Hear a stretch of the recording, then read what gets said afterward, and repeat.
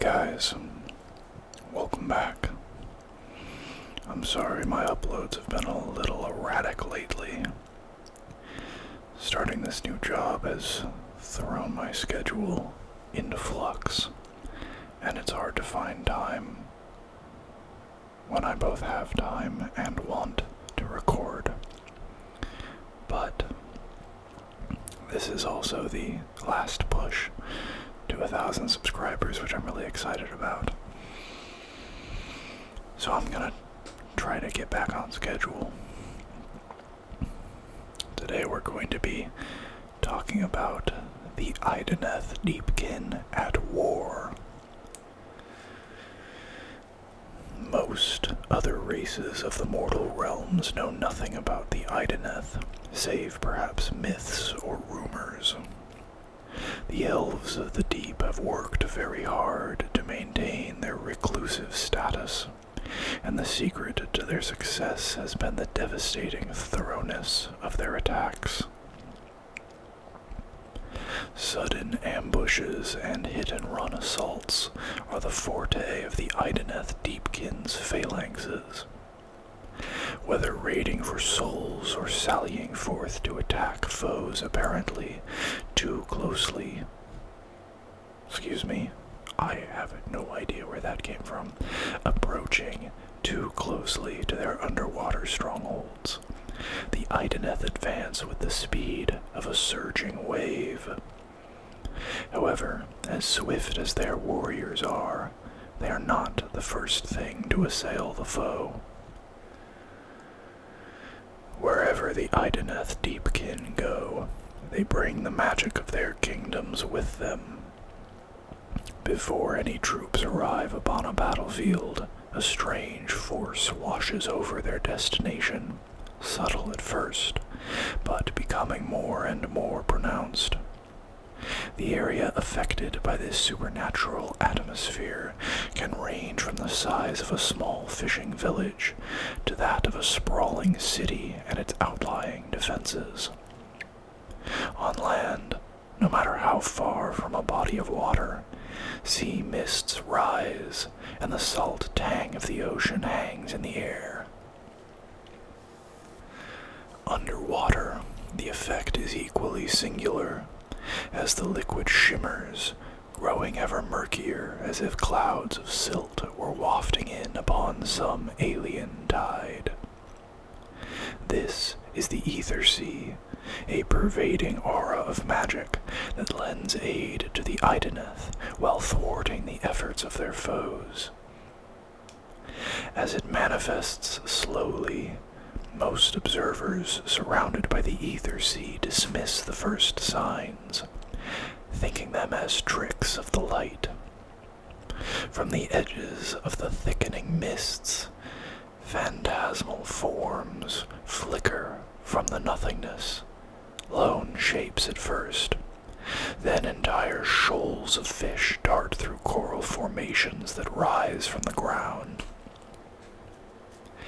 In the distance can be seen sunken relics that seem to materialize out of the darkened periphery. There lie the rotting hulks of shipwrecks, or the half-buried bones of some enormous leviathan.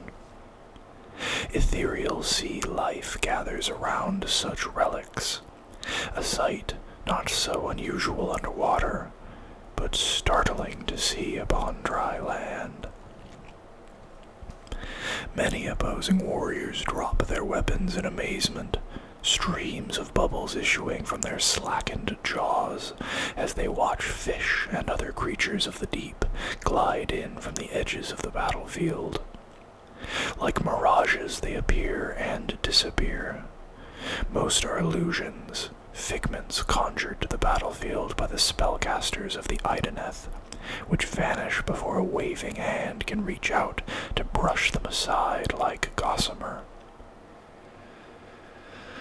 Sometimes, however, a hand sweeping out to scatter an illusionary shoal comes back missing fingers, clouds of blood billowing forth as if immersed underwater. Yet these are just distractions as the true threat arrives. murky cover of the ethersea, an Idoneth phalanx begins to arrive. Waves of Namarti act as light skirmishers. Reavers loose flights of arrows while thralls advance, twirling two-handed blades in nimble arcs. The appearance of these graceful warriors is unnerving to those foes close enough to see, for the Namarti have no eyes. A thin veil of unbroken flesh stretches over each socket, lending them a disturbingly impassive aspect. Yet the elves move as if they could see clearly, deftly reacting to any enemy attack. For those who have not faced the Idoneth before, or have no memory of doing so, the next attack wave is more disconcerting still, for it is comprised of the Achelians, the warrior nobility of the enclaves. More heavily armored than the Namarti, they advance to war mounted atop creatures of the deeps. Hulking leviathans, voracious alopexes, or slithering fangmora eels. These aquatic beasts seldom breach the surface of the oceans, and to see them swimming through the air is a terrifying sight for those unaccustomed to such wonders. Many of the Idoneth's victims flee at this point, but in truth, the horrors are only just beginning. As one wave of the assault recedes, another rushes in to take its place. Like the rising tide, each onrush seems to grow stronger, to penetrate further into any remaining defenses. The brief lulls between these attacks are far from soothing, for disturbing shapes flit in the ethersea, playing upon victims' minds until they leap at every shadow. Such apparitions are not simply evidence of fear running rampant amongst the enemy ranks, but also the panic-inducing magic of the Asharan at work. It is these practitioners of the arcane who bring the ethersea, and who wield the power of repression as a weapon, just as their Achelian counterparts wield the blade. As the foe scatters before this mental assault, mask-helmed figures bearing wicked scythe hooks, stride through the confusion, cruelly harvesting life force as it departs bodies rent by sweeping blows. Meanwhile, those among the Isharan, gifted with the spirit sight, single out particularly bright souls, illuminating them as blazing beacons which other Idoneth Deepkin are drawn towards, like ocean predators in a feeding frenzy. Finally, amidst the maelstrom of combat comes the shimmering form of an Eidolon of Mathlan. To foes, it appears as a wrathful incarnation of an ocean deity, or some terrible demon of the deeps. Whatever the truth, the Eidolons manifest as cloaked, elf-like figures that radiate the irresistible power of the seas, and inspire the elves to greater feats of magic or fury. As the tide rushes in, swift and unstoppable, so too does it ebb. Whether they feel the magic of the ethersea fading, have collected enough souls, or wish to avoid being drawn into a prolonged battle, the Idoneth Deepkin soon enact a strategic retreat, loosing volleys and counterattacks as they leave. As suddenly as it arrived, the phalanx is gone, retreating back beneath the waves once again.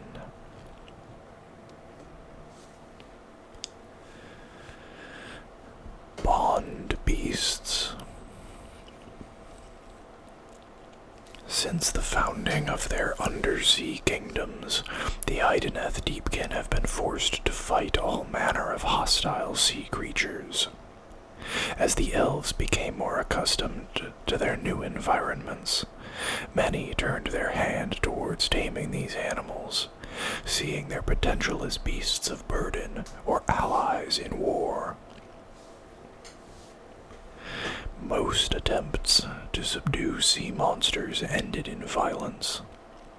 There were a few successes where a handful of Oktar and deep mares cooperated with the Idoneth, but no creatures could be domesticated, and most remained dangerously wild despite the best efforts of would-be beast handlers. Eventually, a new school of Isharan was founded, the Embalers. There are many peoples of the realms that demonstrate a special sympathy with certain creatures, such as the Stormcast Eternals and their Dracoth allies, or the Fire Slayers and their Magmadroth steeds. Although such a bond was sought by the Idoneth with the beasts of the deeps, it was not to be. Unable to tame most creatures, the Embalers instead used magic to break them, wearing the beasts down mentally so that they might be directed by any Acalians brave enough to ride them. It was a long and distasteful process, punctuated by violent outbreaks and great loss of life. Many times, sea monsters broke their bonds to rampage into densely populated cities, wreaking havoc before being hunted down and slain. For the magical domination to work, it was discovered that the blinding of the bond beast was required. Besides, the Embalers reasoned, in the deep places, sight was seldom needed, and in the ethersea there were many other senses that could be attuned to work as well or better than eyesight. So it was in this way that many ocean monsters were subdued and eventually enlisted into the Idoneth's workforces. The deadliest of the beasts were swiftly pushed into service with the phalanxes, where their strength and ferocity could be brought to bear against the Idoneth's foes. Throughout the strongholds of each of the enclaves can be found all manner of bond beasts at work. In the rare instances where light is needed, luminar fish are floated into position, their bioluminescence able to brighten even the largest abyssal vaults. The rock-boring druil fish aids Namarti in carving out underhalls, or expanding the cave networks of some undersea cities. The arcane charge of the Stora is drained to power many of the fanes of the Isharan, while the molten discharge of the Fuiadon is channeled to fire the forges. It is in war, however, that the bond beasts have truly earned their place among the Idoneth. Acalian cavalry are the elite heart of the Idoneth Deepkin military. The mighty Leviathan is the living fortress of the phalanxes, able to hold the center of the Idoneth battle line or plow straight through the enemy no matter how deep or well armored their formations.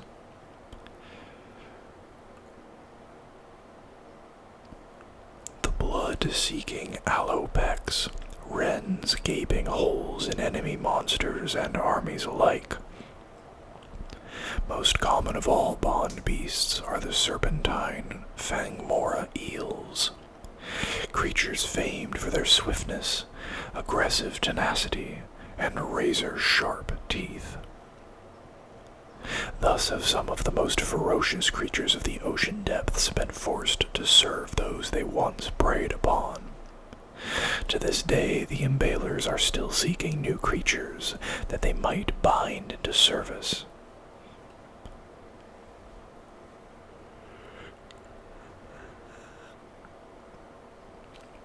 The safety of solitude.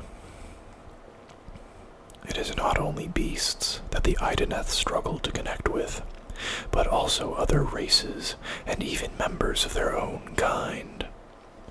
The enclaves routinely feud or withdraw from each other. In extreme cases, they even go to war. This fervent isolationism pervades Idoneth society, and typically the elves seek long periods of reclusion. During such times, they attempt to minimize their cognitive processes, numbing their minds so that they might not think, feel, or dream. Although it is long since their founders escaped Slaanesh, something terrible remains buried deep in their collective psyche.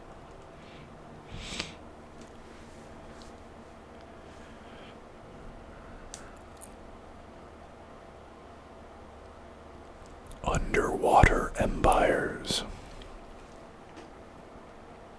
The Idoneth Deepkin are secretive, their every move shrouded by spells of forgetfulness. Unbeknownst to the surface dwellers whom they prey upon, these mysterious elves have fought and died to preserve their undersea kingdoms for thousands of years. The true history of the Idoneth Deepkin begins before their ancestors arrived in the mortal realms. It was during the final stages of the destruction of the world that was that Slaanesh uncovered the last clusters of elf-kind. These had been secreted by Mathlan, the elven god of the deeps, but they were devoured all the same. The Age of Myth. To other races, this is a time of gods and legends, but to the Idoneth Deepkin, it is neither. The new beginning. The first souls to be freed from bloated Slaanesh are the last the god consumed.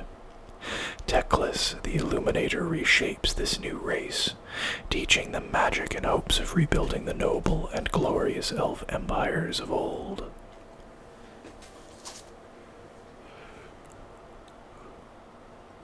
The time of Exodus.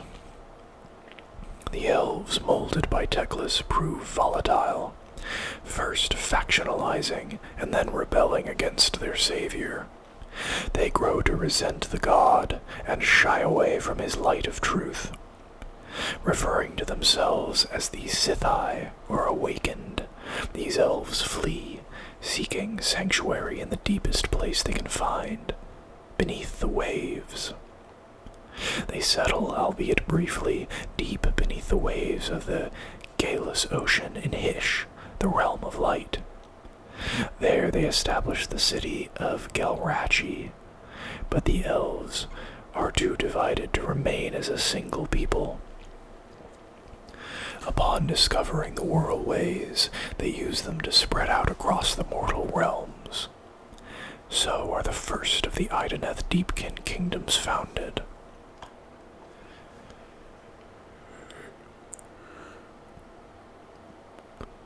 Bleak reality.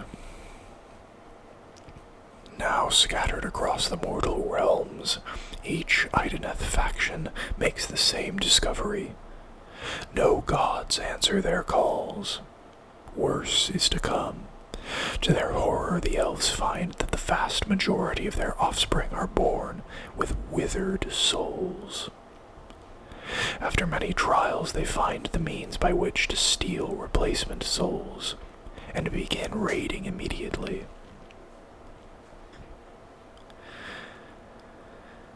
The missing fleets. Travel at sea has always been a perilous venture, for ships disappear without trace due to storms or sea monsters. The Idoneth hunt the shipping lanes of the rapidly growing civilizations that have sprung up across the realms. They ambush fleets, sending the wrecks of entire convoys sinking to the sea floor. Such is the demand for souls, however, that coastal raids soon begin. The sleeping city. The Ironrack Enclave depletes all the fishing villages along the coast of Justafe, but they require more souls. Mustering all their forces, the Ironrock invade the underhalls of the Dwarden of Gronbeck. The Dwarden fight hard to protect their treasure holds, yet by the end of the battle, half the mountain-hold inhabitants are dead, and the remainder lie sleeping, never to awaken. Not a single gemstone or ingot of gold is taken. And that is where we are going to bring this video to a close. I hope you guys enjoyed it. If you did, please consider liking the video and subscribing to the channel. And I will see you guys next time. Bye-bye.